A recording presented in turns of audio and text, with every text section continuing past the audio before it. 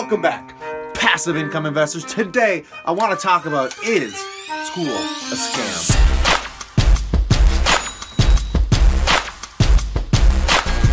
First of all, before I get into college and university, let's go back to when you're just an infant, guys, and your parents put you into kindergarten, and it's so sweet and it's so cute. But meanwhile, you're costing taxpayers about $10,000 a year to put yourself from public school all the way to graduating high school, which works out to being like $200,000 to $300,000 or something like that, guys. So essentially, if you could invest that money over the same 20 years, get kind of like a homeschool education, by the time you graduate high school, as a fun little thought experiment, you'd almost be worth $1 million if that money doubled every 10 years, and your entire school system starts from the time you're 3 till you're about 18. You literally would have somewhere between 700 and 800,000, I think, on average. But then let's get to the point where you're going to graduate high school. Your parents, the system, everyone's going to push you into getting a post-secondary education, something like university, college, guys. And you're going to go to college. You're going to take out like a 6-figure loan because, let's be real, most people don't have that kind of money. You're going to get into the education system, guys, and you're going to find out a lot of your friends want to drink, they want to party. Some of them are going to be blowing their education up their nose, guys, and then they're going to come out with a ton of debt, not really knowing what they want to do with the rest of their life because they're only 18 years old, guys. And then all of a sudden, it's just going to be an escapade into their 30s where they're going to be financially broke. But let's talk about the school system specifically, guys, because if you talk about how schools have changed since 1980 all the way to 2014, the average rate of the overall inflation for getting an education is 260% or 5% a year compared to the 2% or 1.8% inflation growth, guys, in just domestic products. So schools have gone up like threefold compared to what the average rate of just goods going up have, guys. It's a little absurd. And the reason for that is because the government's backed these student loans. Them has literally realized that they can pretty much charge whatever they want and get away with it because a student doesn't realize the amount of work involved to pay off an $80,000 or $100,000 loan, so they can just go get it from the government and they know they'll get paid no matter what, so they can charge it. Whereas if they got rid of the entire,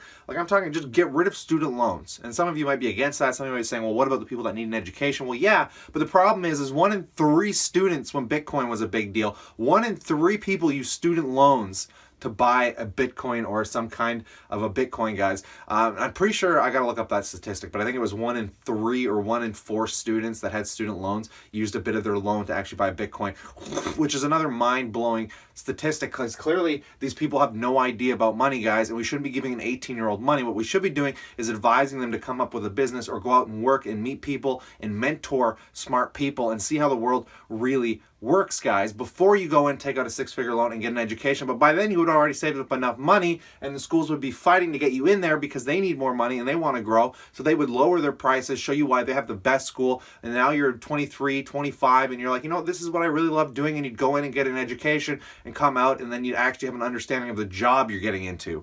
Breath time. And the last thing I really want to talk about, guys,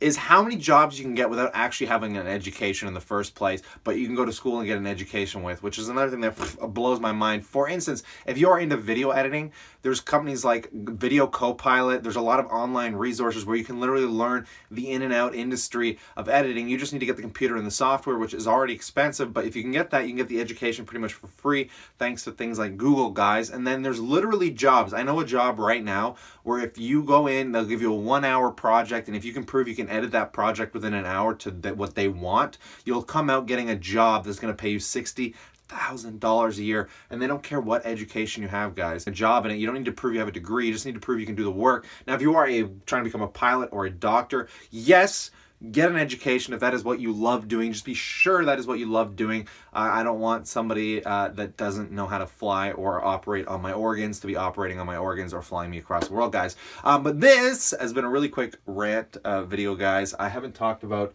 a school scam rant thing in a while, and I wanted to because I really don't enjoy the education system too much. It's really flawed, in my opinion. It has a lot of issues and needs to be worked on, and there's a lot of problems with colleges and universities not disclosing how many kids come out and not getting an education. What is the fail rate? You can't even default on a student loan, guys. I can default on my business, my car, my house, but I can't walk away from a student loan. Like, I have to take that to the grave with me, and then my family has to deal with it when I'm dead, and they can't just get rid of it either. Like, it's, again, a mind-blowing realization, guys. It just leads you down this rabbit hole that school must be a scam because essentially everything's refundable in the US and in Canada. There's not much you can't refund, guys.